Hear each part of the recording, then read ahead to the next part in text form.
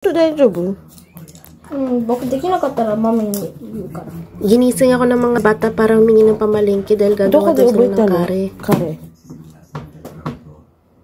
保育園。あ、そうなの。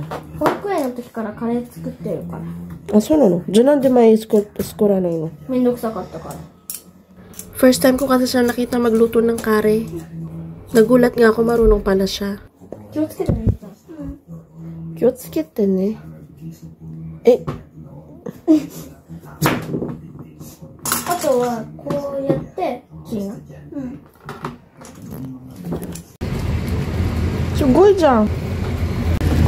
Pumunta kasi yung kaklase niya ng maaga dahil gusto niya sila magluto ng tanghalian nila.